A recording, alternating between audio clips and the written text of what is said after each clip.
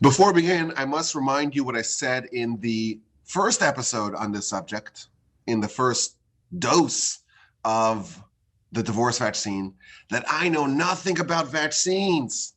I know nothing about immunology. I don't know anything about COVID. This was not part of my comprehensive rabbinic training.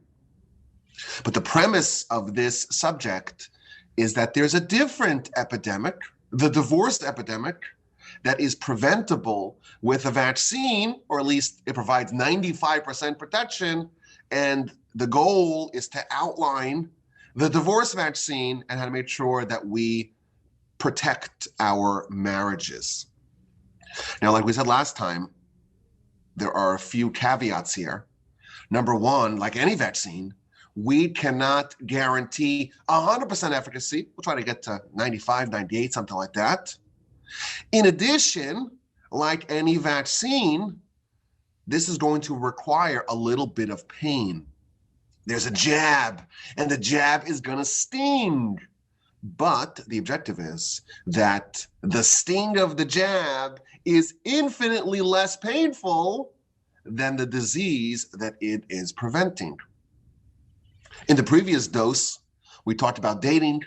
We talked about how to select a suitable spouse. And in the present dose, in the second dose, we will be outlining how to establish an enduring marriage, how to make a marriage that is built to last. What is the nature of the foundation of an amazing marriage? And again, like a vaccine, we're going to exchange some short-term pain for long-term happiness, long-term joy, love, and blissful harmony. The Talmud tells us that a bad marriage is more bitter than death, but nothing tops an amazing marriage. Marriage can either be a delight unmatched by any other, or it can be a Jobian torment more bitter than death. That's the disease that we want to remedy with this vaccine. But as I mentioned, the remedy entails some pain. And we're going to outline that pain, the pain of the vaccine. But I want to remind you that divorce or even a bad marriage is much worse pain. So essentially, the premise is that we're going to present a choice. Which pain do you prefer? The good and productive pain, the pain that results in an amazing marriage, or do you want the senseless and damaging and spiralingly progressively worse pain that results in a failed marriage or in divorce? Those are the options. So let's explain. I want to start off with the very basics. What is marriage? What is the purpose of marriage? What is the reason to have this institution of marriage? What's the essence of this union, of this bond? What's it all about? I think that our understanding of this critical part of life has been shaped by Hollywood and Disney, and that's one of the major reasons why this whole system is going awry. You fall in love. You want to know true love. I had someone tell me recently, I don't know if this is the person that I can marry. I just don't feel butterflies in my stomach. I'm thinking, is there any other decision that you would make in life that you would try to consider the volume of butterflies in your stomach as being something which is an indicator of it being a good idea or a bad idea? So part of our discussion today is an attempt to deprogram some of the harmful misinformation and disinformation that Western society has been imbibing about marriage. Our talk, our vaccine, is going to be very realistic, not romantic, not starry-eyed, not hopeful, not grounded in fantasy. In fact, our first goal is to try to shatter the rosy fantasies that we subliminally absorb from our culture. You notice we started off by saying, there's lots of pain in this jab, and you have to choose which pain you want. There's the minor pain or the temporary pain, and you want to avoid the harsher pain. What about romance? What about love? We don't present a very romantic picture. But I think that this is very useful if we want to have a realistic picture of what this institution is all about. It's very useful to try to shed the childish, the fanciful, but ultimately harmful attitudes of marriage. Indeed, as we progress through the vaccine, we'll see how marriage can be incredibly, deeply meaningful, deeply enjoyable and pleasurable in an amazing way. It can result, like the Talmud says, in the best experience possible. We're going to get to the romance and the love, but this is something that we have to work towards. We have to build towards. We have to invest towards. Only with hard work can you arrive at that goal. So let's explore this question. Very basic. What's marriage? What's it all about? Why am I contending that to do it right demands some degree of pain? Where's the pain? What is this institution all about? So, of course, as is true with everything, the place where we find answers is in the Torah. The first marriage is the marriage of Adam and Eve. And if we examine their union, we find all the answers to our questions. What's marriage all about?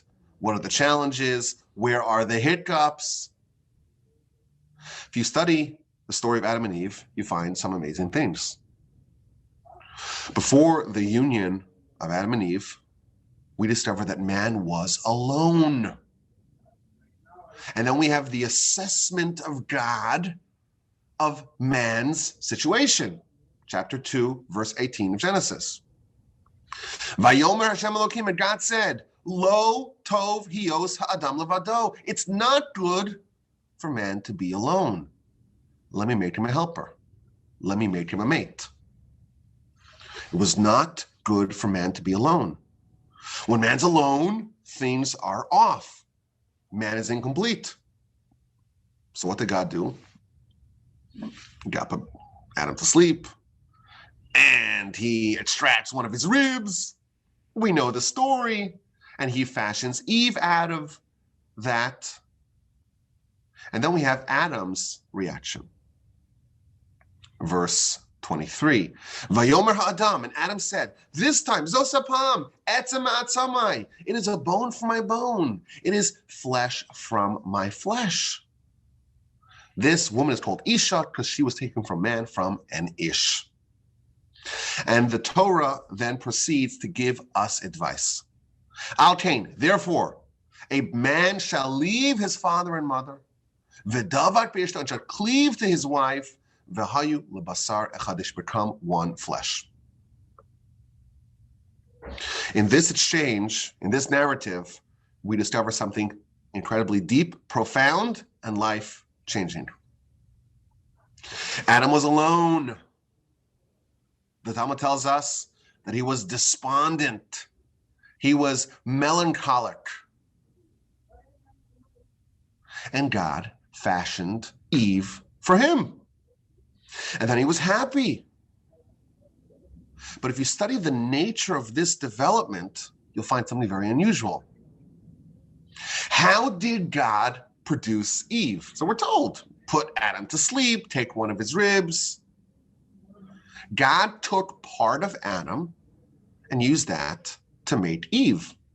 Eve was literally a part of Adam. And Adam acknowledged that in his declaration. He's so happy. Again, this is the very first description that we have of marriage. This is bone from my bone, flesh from my flesh. This is a part of me.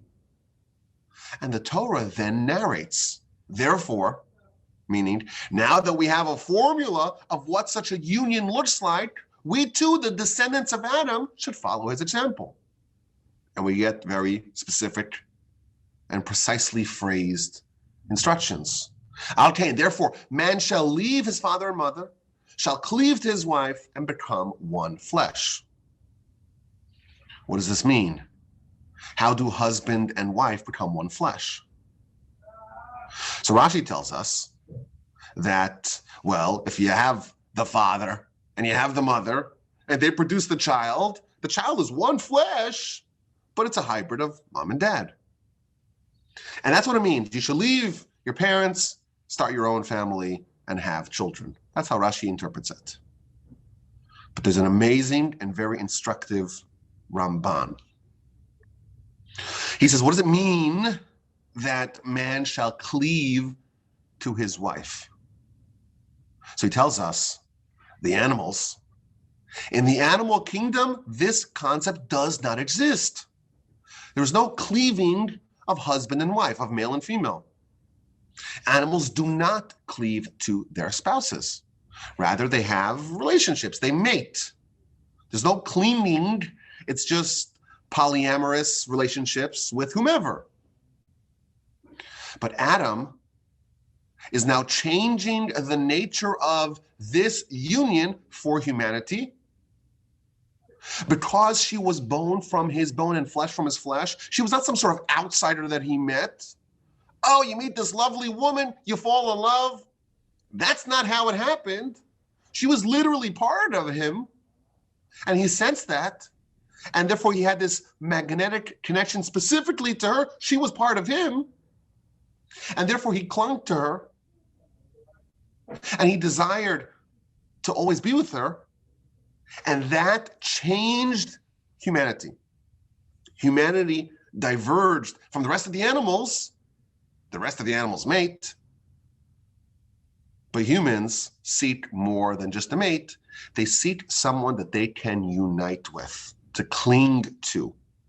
And this got implanted, says the Ramban, in the DNA of Adam's descendants to abandon their father and mother and to find someone that they can become one flesh with, one indivisible unit with. You have to abandon your parents because your relationship with your wife, with your spouse, is much closer than with your parents. An amazing idea here in the Ramban. Man is unlike the beasts. All the animals are designed to seek mating partners. But for the animals, that's like a transaction, and it's polyamorous. There's no clinging. Interesting sidebar, the Talmud tells us that there's one exception. There's one animal, namely the dove, that has one mate per lifetime. And if their mate dies, that's it, they're done. And that's why the Jewish people are compared to the dove, and that's why the dove has all that meaning and symbolism related to it. That's a sidebar from the Talmud. But animals, they don't have this concept of clinging. Excuse me. Humanity, on the other hand, is predisposed since the union of Adam and Eve to find more than just a mating partner, to find someone that they can fuse and meld with into one unit, as if there is a part of you, bone from my bone, flesh from my flesh, that is within the other person. So we have a description here of marriage. You start off life, and you're an individual. And you have parents and siblings and cousins and friends and acquaintances, associations of all types. But there's a part of you that's missing. And when you find someone that you want to share your life with, you're committing to living your life with this person as if they are literally part of you. Bone from my bone, flesh from my flesh. So we have a description of marriage here. The marital union It's taking two people with different genders and different backgrounds and different families and different attitudes on a great many things, different temperaments and different idiosyncrasies and eccentricities, innumerable differences in every area of life, taking those two people and fusing these opposites into one. This is an incredible insight into the core definition of marriage. Marriage, by the Torah's definition, is taking two ostensibly disparate and distinct entities and forging them into one, welding them together as one, so that they should become one flesh. Now let's elaborate on this a bit further. What does it mean to fuse two into one? What does this entail? What are the challenges of doing this? And as always, we'll start with the principles and proceed to the practical applications. The first thing that this entails is that you have to leave. You have to abandon. You have to leave your father and mother. Again, the verse frames marriage as the rejection, not the rejection, but the abandonment, the departure of one identity. You should leave your father and mother, and you should adopt a new one. Abandon your father and mother and cleave to your spouse and become one. The first requirement here is to abandon your father and mother. What does that mean? It means that you have to abandon your previous identity. In order to forge a new identity, the disparate parts have to divest, dissociate, discard, and abandon their previous identity. You were a child, and you had a father and mother, and that kind of formed your identity. But that's really a half identity, or a half identity. And you have to abandon that in order to forge, to develop a new one. When we talk about the pain of this vaccine and the trade-off, this is what we're talking about. You have to make a choice to walk away from a previous identity, to dismantle a previous identity, and to build and foster and forge a new one. This could be very frustrating. This could be very painful. Since you were a kid, your whole world, your whole universe has been you. We start off life as completely selfish entities. I always make the joke that little babies never wake up in the middle of the night to tend to their crying moms. It doesn't happen like that. Everyone starts off as being selfish. And you sense your own pain and pleasure, but not that of the other. Your identity is you. The Talmud, in fact, not the Talmud, the Torah, in fact, defines a single person as someone who comes with the edge of their clothing, meaning their entire universe ends where their clothing ends. You're alone. It's just you and your world. And you know what? The longer that you are single, the more entrenched that half-identity becomes. And now you have to leave that. You have to abandon that. You have to walk away from that. You have to leave your father and mother to create something new, to cleave with someone else, and to forge that into one flesh, into one identity. The essence of marriage, thus, is banishing and dismantling our innate and inborn selfishness. You have to kind of crack yourself open and expand your identity to include someone else. You have to see a different person as yourself. They're not a different person, they're part of you. Bone for my bone, flesh for my flesh. Their successes are my successes. Their failures, well, that hurts me too. Their feelings are important to me. Their agenda matters to me. Their needs are things that I feel as well. Their struggles are my business. This is a whole new way of living. And it's very challenging, even a little painful, especially at the beginning, at the acclimation stage. We are told, we're instructed to break, to shatter our old identity.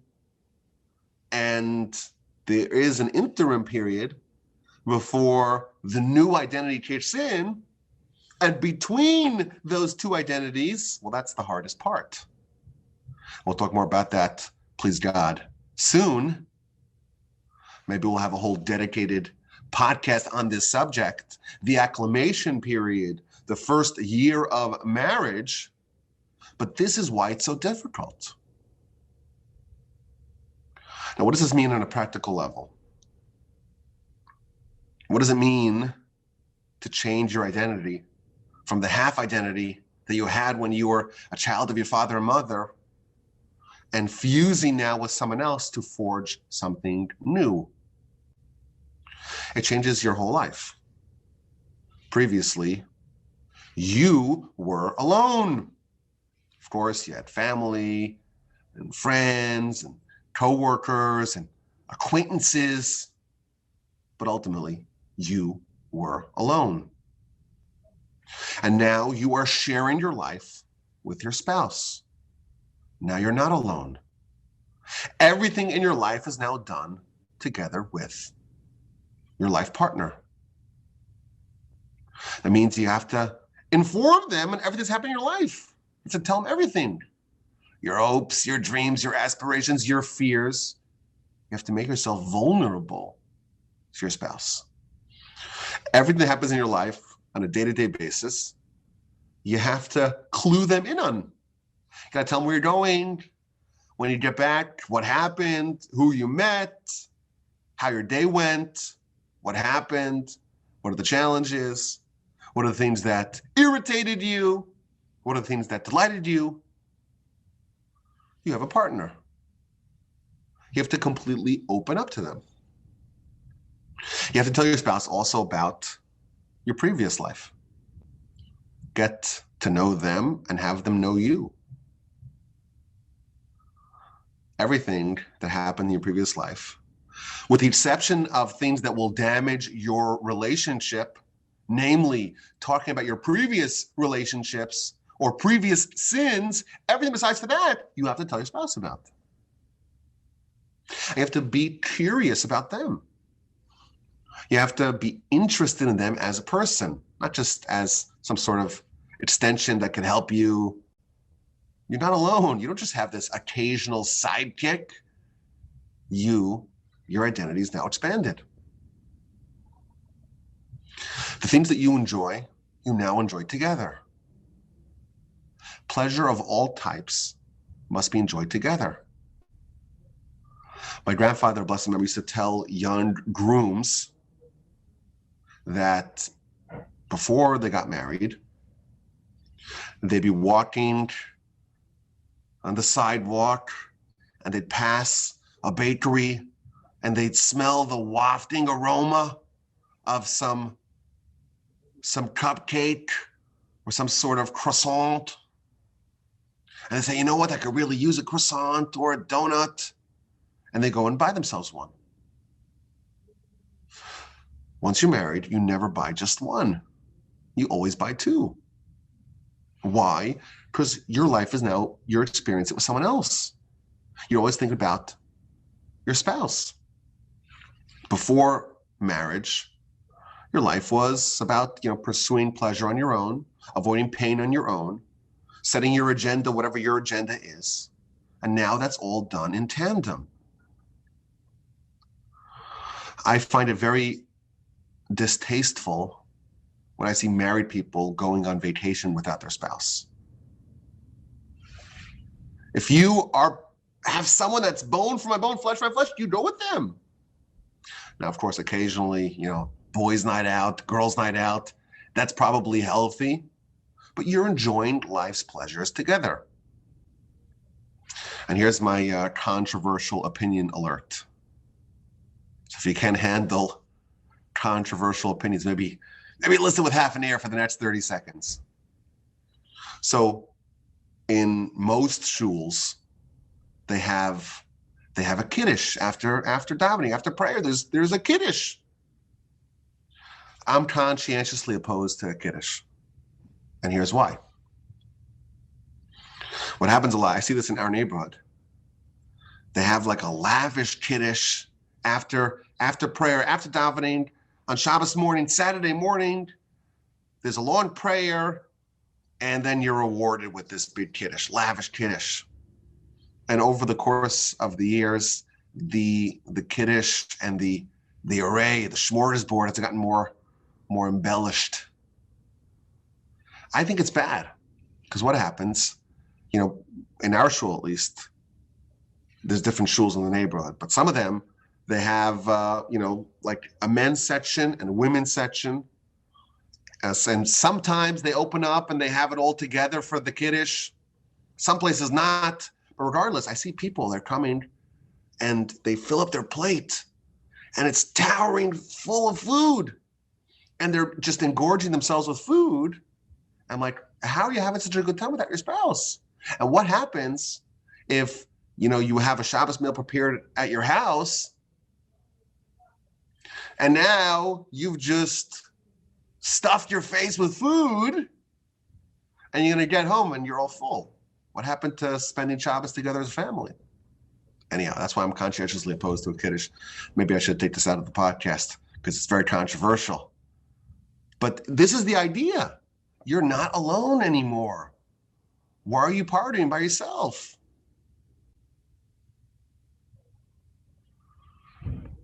Part of what is demanded to have a deeply meaningful relationship is to surrender your independence. You have to give up something in order to become one flesh. The decisions that you make, the choices that you make, it's not just about what's best for you. It's what's best for you now in your expanded self. You've been fused together as one. That is the definition of marriage. That's the goal. That's what Adam showed us. That's what the Torah outlines and directs us to try to pursue. Now, I think that maybe this is the understatement of the year. Not really all marriages in the world are quite like this. In fact, I surmise very few marriages follow the Torah's advice of recreating your identity, abandoning the previous identity, and adopting the new one. Perhaps many people are not aware even that that's what marriage is supposed to be like. Or maybe they try to become one flesh, but then they encounter the pain that comes with it. They see the size, the intimidating size of the needle of the jab, and they get scared away. And they never actually get to taste the bliss and the sublimity of truly sharing your life with someone else. And the problem with this, maybe this is the problem with everything, the pain is often front-loaded, but the bliss, that romance and love that we talked about, that is backloaded, and therefore people just give up. And I think most marriages, even the ones that quote unquote make it, the ones that are a success, there's no divorce, they're not quite two distinct people fusing into one. Some people, they have their separate lives, separate bank accounts, separate bedrooms even, separate lives. And they stay together for the kids or for the tax benefits or just due to sheer inertia. And in my opinion, it's a shame. It doesn't have to be like that. We could aspire to something much bigger. I think if you look at the Jewish marriage ceremonies, you see again and again, there's an effort to try to drill this into the young couple. Under the chuppah, under the wedding canopy, the bride encircles the groom 7 times to symbolize that they are binding these two people as one, into one unit. Under the chuppah as well, there's a special blessing, a special prayer. Sameach tesamach, glad. We ask of God to gladden Re'im Ahovim, these beloved friends, the way you gladdened your creations in paradise, meaning make this couple as happy as Adam and Eve. And then for 7 days, the 7 days, excuse me. And then for 7 days, the 7 days of the marriage festivities, again and again, we drill this into the young couple. It's a prayer and a blessing, but also an aspiration and even an instruction to the young couple, remember the marriage of Adam and Eve and try to emulate it. Now, was Adam and Eve's marriage, was it the model union? Didn't they fight? Didn't they blame each other? Didn't Eve give Adam the terrible advice to eat from the tree, and then Adam threw Eve under the bus? This is part of the lesson. Their union had some hiccups. All unions have hiccups. But nevertheless, they showed us what this union is really all about. Adam put it the best way.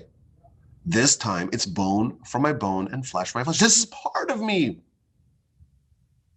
And that is what we try to strive for in our marriages, to unify two distinct entities into a single merged identity.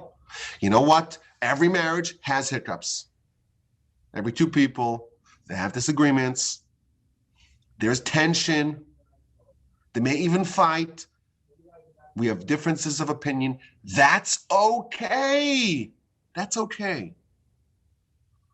Adam and Eve themselves had their fair share, but they're nevertheless the prototype because they symbolized the overarching idea of what it's all about. And this is another part of it. You know, Adam and Eve, how many people were there for them to compare? It was just Adam and Eve, right? There was no neighbors or people on TV. There's no one else that they could compare to. There was guaranteed exclusivity because that's all there is. This is an aspect of what we're trying to strive for.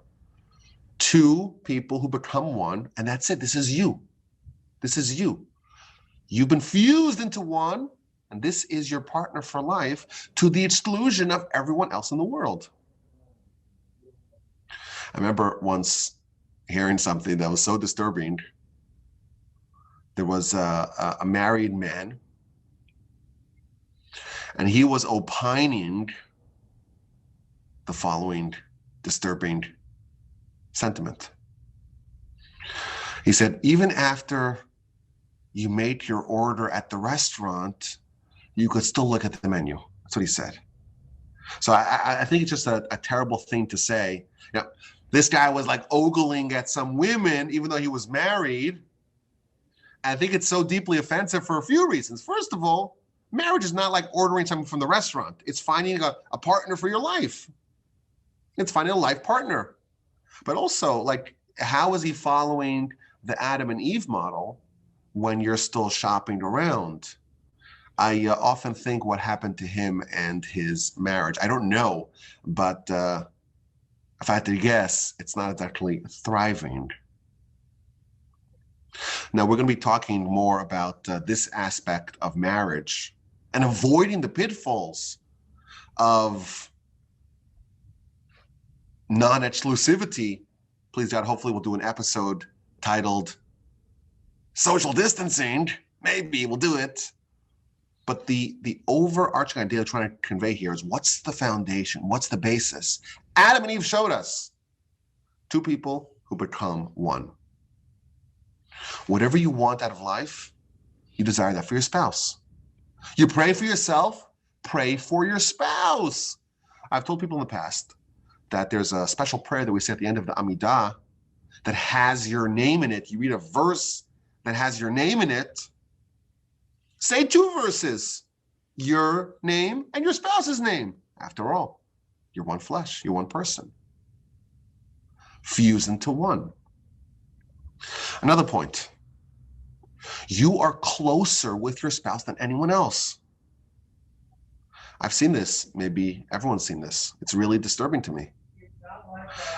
You never chat with someone else about your spouse, as if you're closer with them than with your spouse.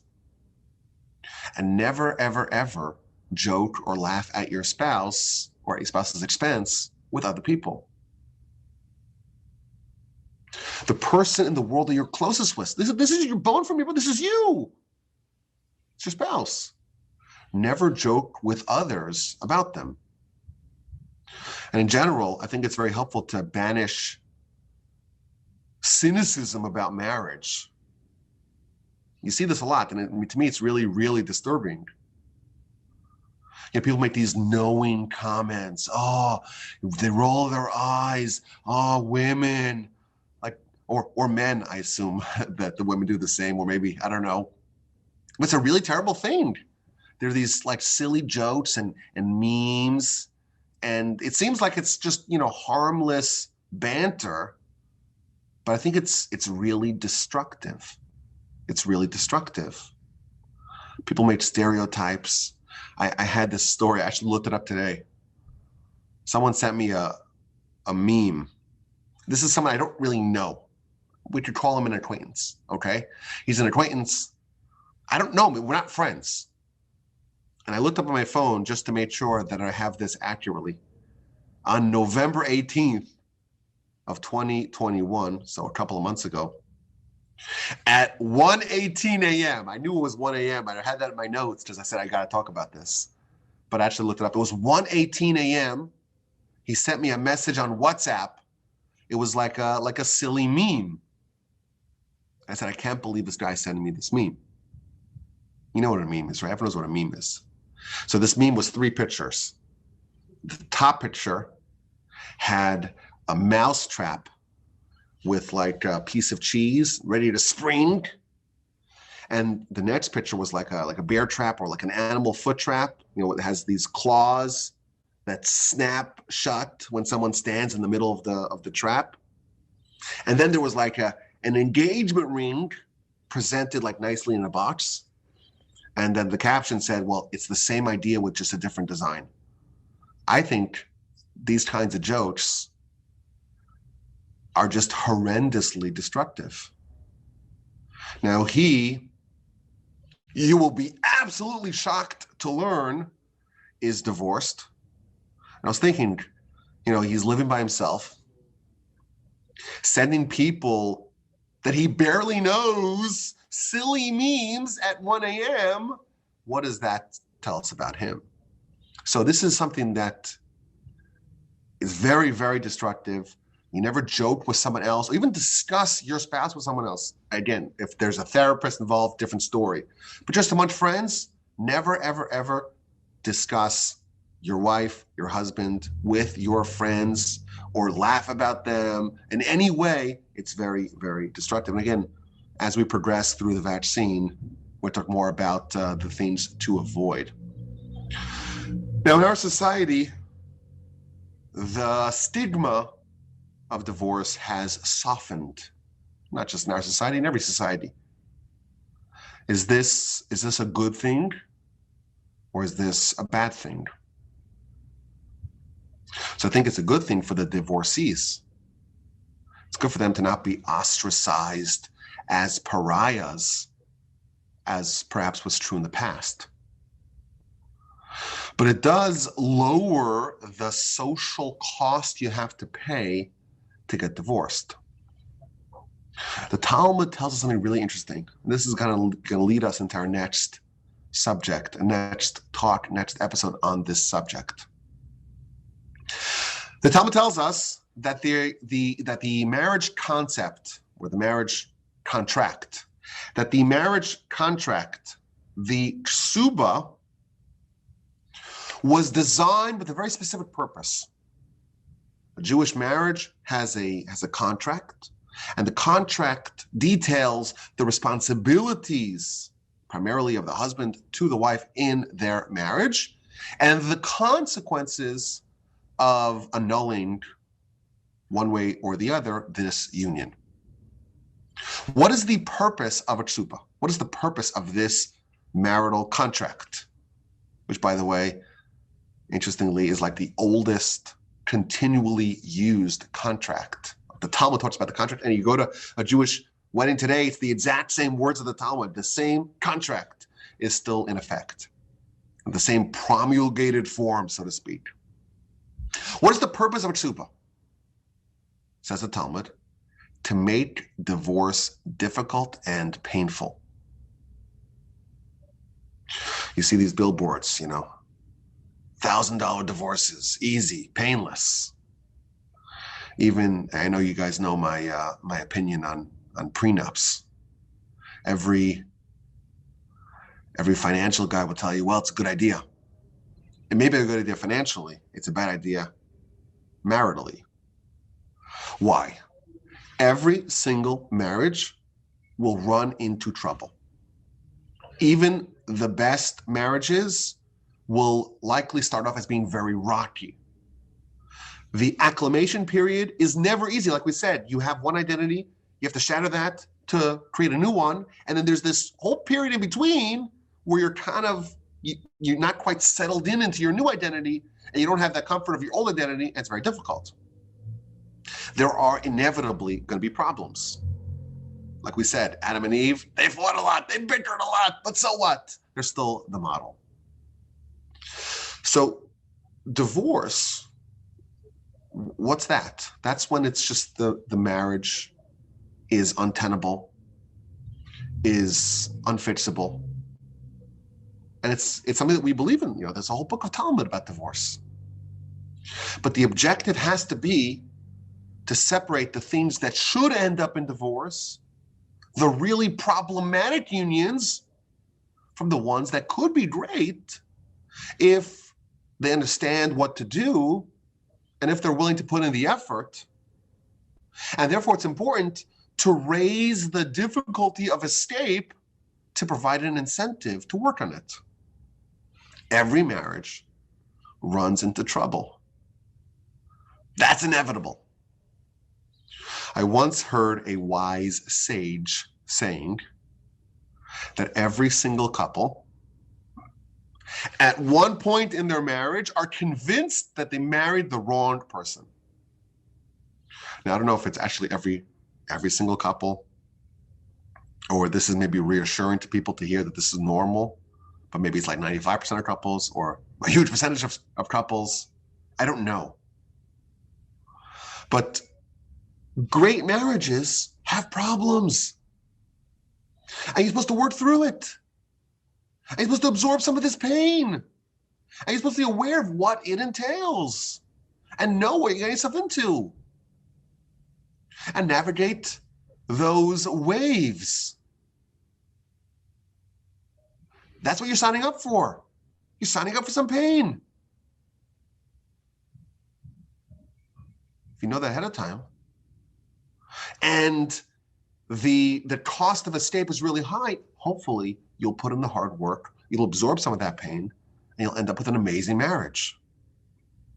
If you happen to, unfortunately, marry someone who's abusive or controlling or an axe murderer, dangerous, manipulative, someone who's deeply flawed in some unusual way, listen, we're all flawed, but some people are just not capable of being a good spouse.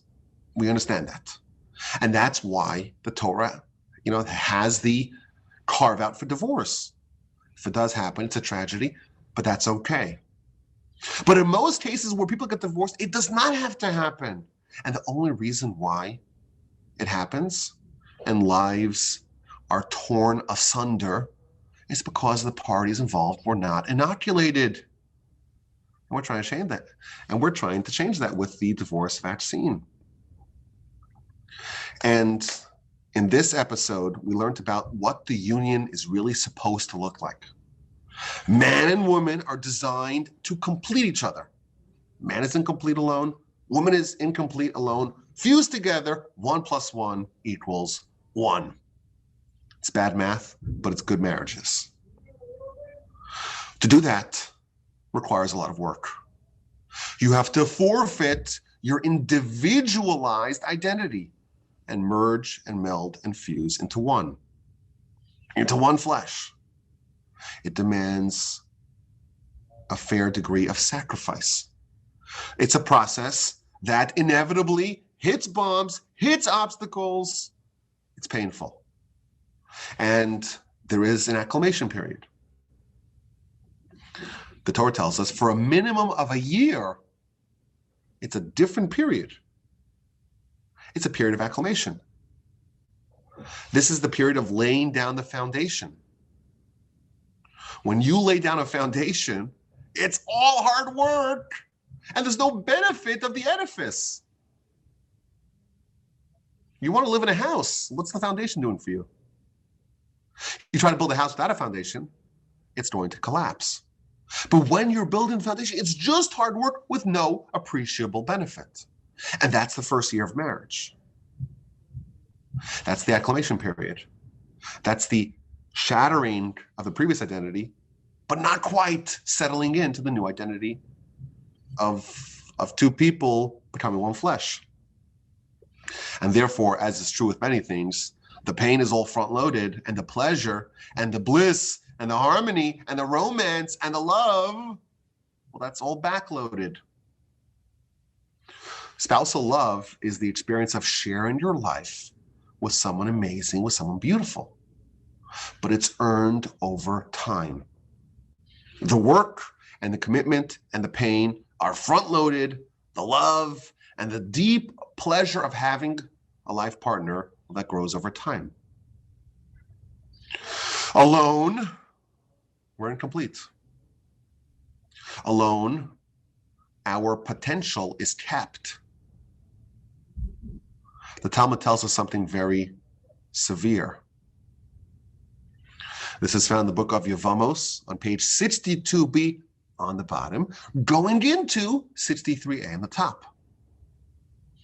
Kol Adam, every man or every person that does not have a spouse, does not have joy, does not have blessing, does not have goodness, does not have Torah, does not have a choma, which means like a wall, a defense. And finally, the Talmud makes the shocking statement: every person that does not have a spouse is actually not a person. Meaning, you are a person, of course, and you can be happy and joyous and have blessing, but you're a half-identity. You're half a person. You're not a full person. When united together with a spouse, our potential in every area, bracha, blessing, simcha, joy, tova, goodness, even Torah, it's expanded 1,000-fold. Without a spouse, we are so incomplete that it can be justifiably said about us that we're actually not a person. We're a half a person. We're a potential for a person, but we're not quite a completed entity. This is the foundation of an amazing marriage. The foundation of an amazing marriage was taught to us by Adam and Eve. Take two different people and fuse them together. Bone for my bone, flesh for my flesh. Take two people. Each one of them has to forfeit something, give up something, abandon something, and then they fuse into one, become one flesh.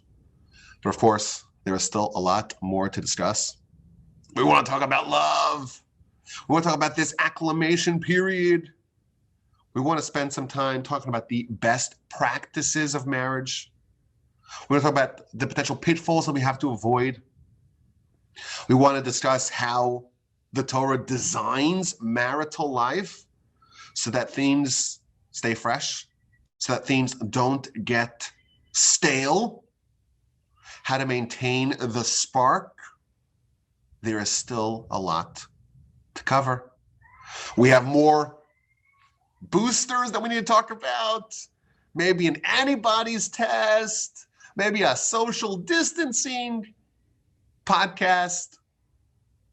And I want to tell you that in the previous dose, I said we have to, wait 4 weeks for the antibodies to kick in. It was like 3 months ago, so I apologize for that. No one's perfect, but I hope, please God, to once again do another episode on this subject soon. Until then, I hope you have an amazing marriage. Hope you, if you don't have a spouse, you'll find one, and you have love and joy and blessing in your life. As always, my email address is rabbiwolbe@gmail.com.